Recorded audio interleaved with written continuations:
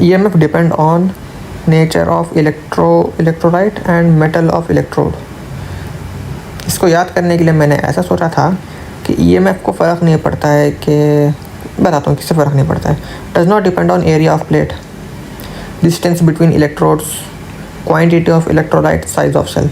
लेकिन ये सारी चीज़ों से है ना रेजिस्टेंस को फ़र्क पड़ता है। ये मुझे सारी का पता नहीं है, लेकिन ये और ये भी बताया था। इनकी वजह से रेजिस्टेंस का फ़र्क पड़ता है। यहाँ पे इंटरनल रेजिस्टेंस को किस किस चीज़ों से फ़र्क पड़ता है? Distance between two electrode, that is this. Area dipped in electrolyte, area of plate. Concentration of electrolyte increases, quantity of electrolyte भी मान सकते हो आप। टेम्परेचर इंक्रीज, ये चीज़ें सब। एरिया जब बढ़ेगा ना, आप इसको ऐसा सोच सकते हो जैसे कि ये दो इलेक्ट्रोड हैं, ये है बीकर, यहाँ पे है liquid.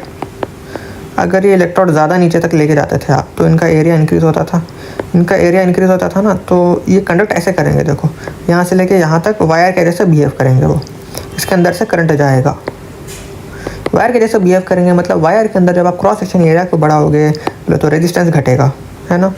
Area dipped in electrolyte increase करोगे बोले तो रेजिस्टेंस घटेगा।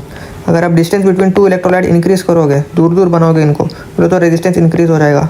जैसे कंडक्टर के अंदर लेंथ इंक्रीज़ करने पर रेजिस्टेंस इंक्रीज़ होता था।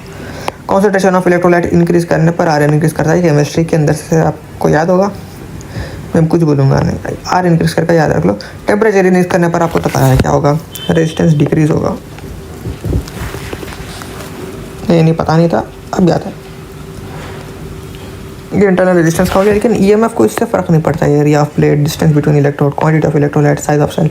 EMF इज़ पोटेंशियल डिफरेंस, बस पोटेंशियल के ऊपर डिपेंड करेगा वो।